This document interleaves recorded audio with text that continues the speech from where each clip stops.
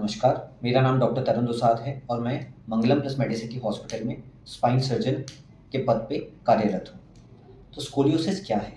आप सब जानते हैं कि जून को नेशनल स्कोलियोसिस अवेयरनेस मंथ के रूप में मनाया जाता है, तो आज हम स्कोलियोसिस के बारे में कुछ बात करेंगे।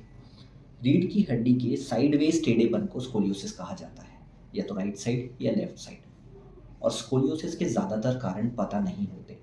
ज़्यादातर स्कोलियोसिस के केसेस जिनको हम एडोलेसेंट इडियोपैथिक स्कोलियोसिस कहते हैं, वो 10 साल के बाद शुरू होते हैं। कुछ स्कोलियोसिस के केसेस जिसमें रीढ़ की हड्डी में विकार होता है, वो जन्मजात ही होते हैं, जिसका इलाज जितना जल्दी लिया जाए उतना ही बच्चे के लिए बेहतर होता है। अन्यथा इसका असर फेफड़ों के विकास पर भी पड़ सकता है। बच्चे को इन फ्यूचर फेफड़ों की वजह से सांस लेने में तकलीफ हो सकती है, कमर में दर्द हो सकता है और कभी-कभी पैरों के अंदर कमजोरी और सूनापन भी हो सकता है।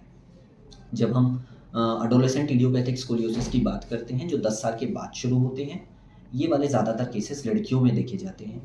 10 साल के बाद धीरे-धीरे स्कोलियोसिस का कर्व बढ़ना शुरू होता है। ज़्यादातर कर्व की जो मेजरमेंट है या एंगल है, वो बढ़ता है जब बच्ची 10 से 15 साल के भीतर होती है। अगर इस स्कोलियोसिस का जो मेजरमेंट है, जिसके लिए एक एंगल मेजर किया जाता है एक्स-रे में, जिसे कॉब्स एंगल कहते हैं, वो अगर 45 डिग्री से ज़्यादा हो जाता है, जब तक बच्चे का विकास पूरा नहीं हुआ है उससे पहले, तो इसका मतलब ये है कि वो आगे के जीवन में भी प्रोग्रेस करता रहेगा, यानी बढ़ता रहेगा। तो उसके लिए ऑपरेशन ज़रूरी रहता है। अन्यथा वो एक ऐसी स्टेज पर पहुँच जाएगा, जहाँ बच्चे के लिए साँस लेना तक मुश्किल हो जाएगा। तो स्कोलियोसिस के लिए ज़रूरी है कि इसको सही टाइम पे पहचाना जाए। कुछ भ्रांतियाँ जो समाज में फैली हुई हैं स्कोलियोसिस के बारे में, उनका दूर होना भी ज़रूरी है। जैसे ज़्यादातर केसेस में क्या दर्द होता है? नहीं, ज़्यादातर स्कोलियोसिस के केसेस में दर्द नहीं होता। जो लड़कियाँ जिनको स्कोलियोसिस होता है, वो बच्चे पैदा नहीं कर सकती, ऐसा नहीं है।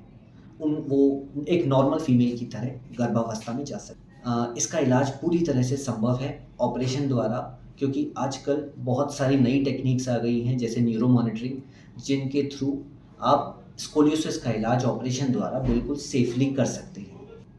क्या बच्चा स्पोर्ट्स में पार्टिसिपेट कर सकता है? बिल्कुल, स्कोलियोसिस वाले बच्चे स्पोर्ट्स में भी पार्टिसिपेट कर सकते हैं। वो अच्छे एथलीट हो सकते हैं, अच्छे जिम्नास्ट हो सकते हैं। स्कोलियोसिस में ज़्यादातर दर्द नहीं होता है।